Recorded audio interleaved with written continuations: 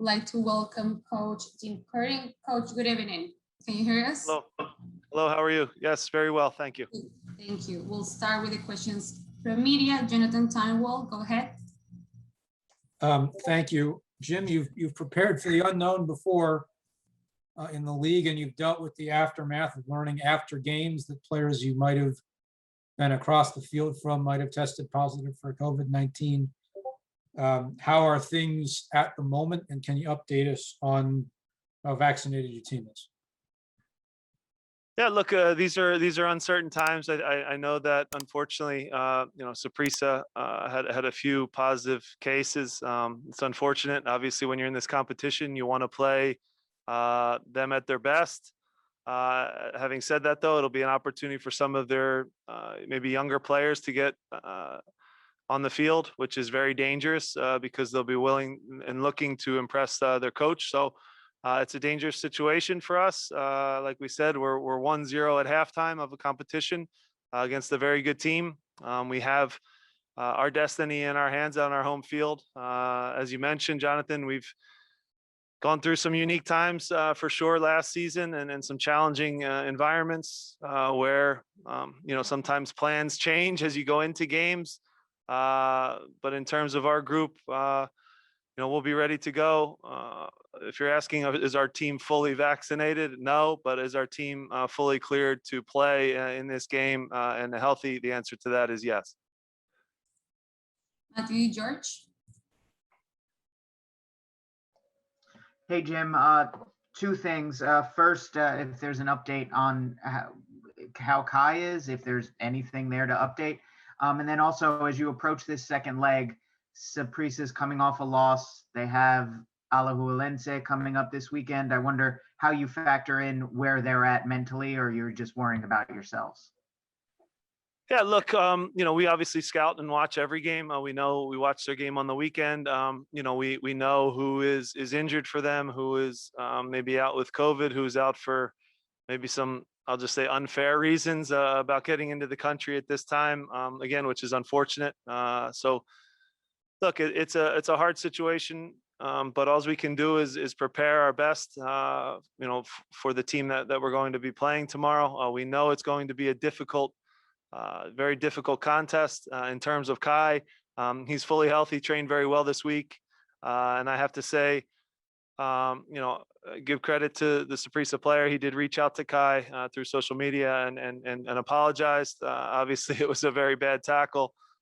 We also, I must say, had a very bad tackle in the game. Matt Real got a good piece of their player as well, the same player. So maybe it's a little retaliatory at the end of the game. It was not called a red card.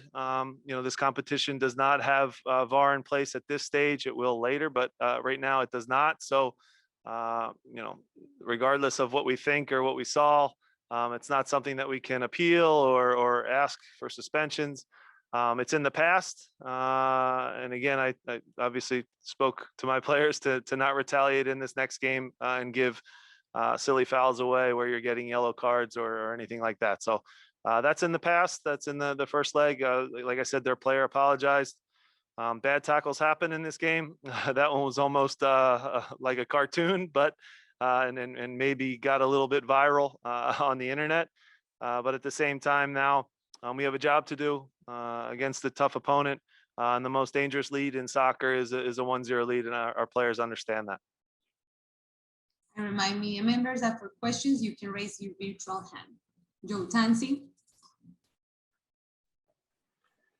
Jim, can you give us an update on the status of some of your injured players? I think Sergio was out there kicking the ball around with you guys today. How is he and Corey Burke and the rest of the squad?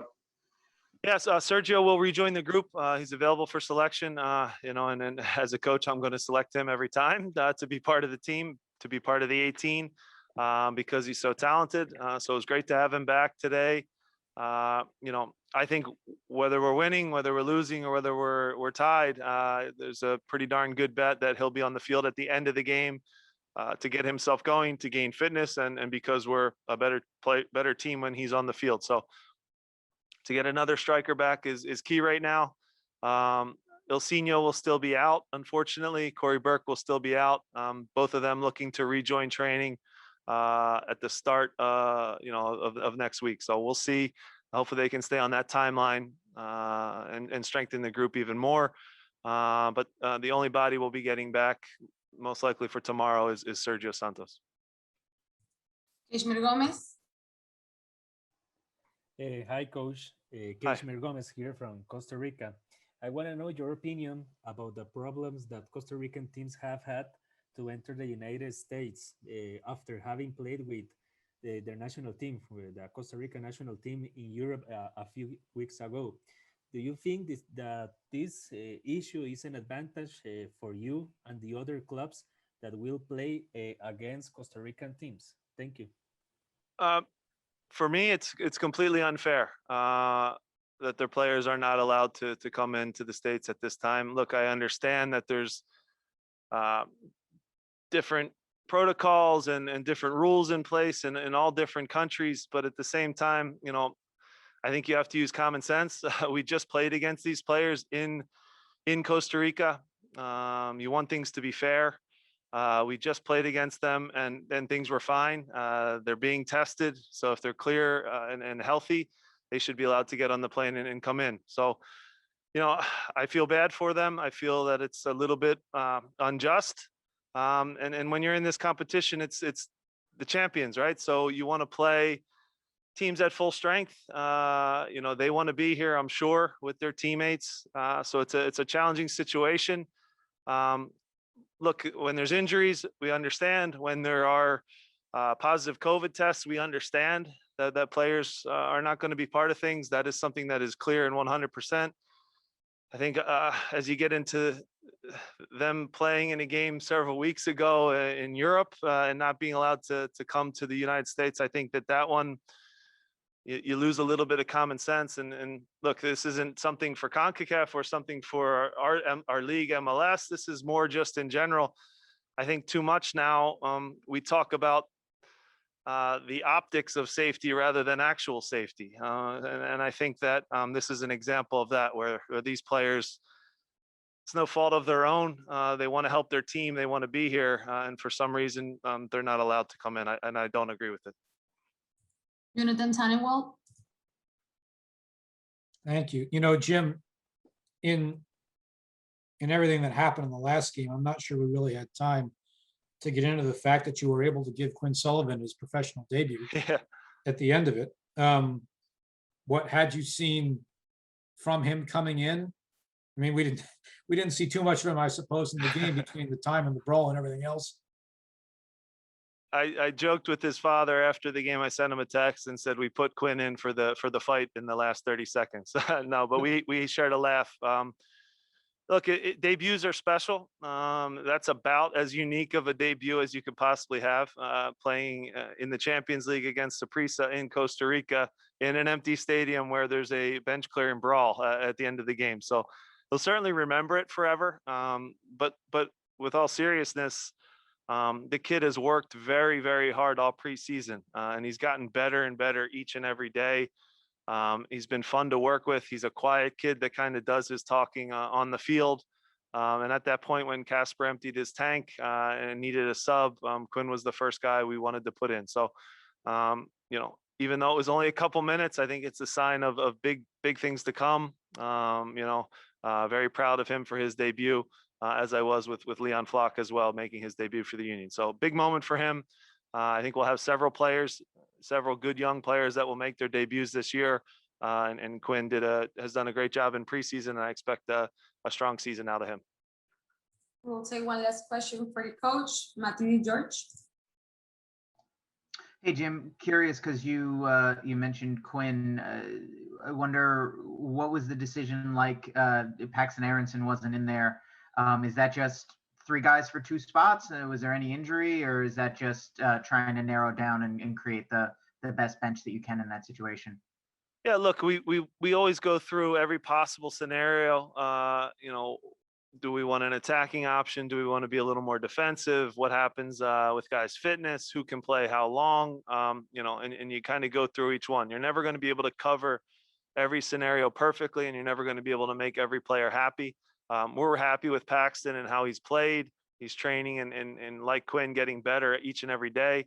But this was a decision that went against him. There'll be decisions in the future that go for him. I know he's going to have a bright career, and this doesn't change what we think of him. Just was kind of the odd man out where we went a little more defensive. We have a unique situation where with our center backs, with Colin, he's, I'd say gaining fitness and probably a little bit ahead of fitness-wise Stuart Finley, but neither's quite 90 minutes fit. So if one of the center backs does go down, you have decisions to make. So we did go a little more defensive in this game, on the road. That was our choice. So, he's still a great player. Still have a lot of good players to choose from. And competition within the group is strong, and we'll make decisions game by game. Coach, thank you so much. With this, we conclude the first part of the press conference. I would like to invite player Anthony Fontana. Thank you. Anthony, welcome. Hello, how you doing? Good, thank you. We'll start with a question of Matthew DeGeorge. Hey, Anthony, you guys are getting a chance to be at home in front of fans with a fair amount on the line today or tomorrow. What's the excitement level like? What was that? The very last part? What's the team what? There we go. What's the excitement level like for you guys going into this game? Oh, the excitement level is very high. Anytime you get to play in international competition, it's always special. But we know the job's only half done. We have to go out, put a solid performance in, and then after that we get to, I won't say relax, but once we put in a solid performance, get by Saprissa, then we can kind of look forward. But all eyes on Saprissa tomorrow. Jonathan Tannewell. Anthony, what was that first game down there like for you? And we haven't admittedly heard from you a ton during the preseason so far. Jim Curtin has really given you the keys to the number 10 role and let you go with it. What's it been like for you to have that trust and confidence from him? Yeah, anytime a coach and coaching staff puts faith in you, it really helps your game. It gives you the confidence to go out and just perform and have fun. And when you have fun, you're playing at your best. So that's always that's a positive for me. And down in Saprissa in Costa Rica, it was a fun experience. It was interesting just because like you said, I have been playing 10 this whole preseason, and I was asked to play striker, and it was a learning experience because every time I've played striker in the past at the professional level, it's only been for a few minutes here, a few minutes there, and it's only been against 4 in the back. So playing against 5 in the back, there was less space, and it was just a different kind of view, I guess. And so it was a great learning experience, and I'm excited to see what they have tomorrow, and just ready to go. Joe Tansey. Hey, Anthony, with the experience you gained from playing in that striker role in the first leg, I assume with Sergio not being 90 fit, you're gonna have to play in that role in some capacity. What did you kind of learn from the tendencies of those defenders that maybe kind of gives you that extra boost going into tomorrow night? Me and a few of the coaches went over the video, and we kind of saw some of the spots that I think I'll be able to exploit tomorrow, and that just ultimately the team will be able to exploit. And it's, again, anytime you play against 5 in the back, it is difficult, or not difficult, but let me say it's a little bit harder than it would be playing against 4. But that's what's fun about this game. You get to experience so many different things. It's a different puzzle every time, and the coaching staff, they put us out there, and they help us solve the puzzle. But then when we're out on the field, we have to put the pieces in place. Any other question for Anthony?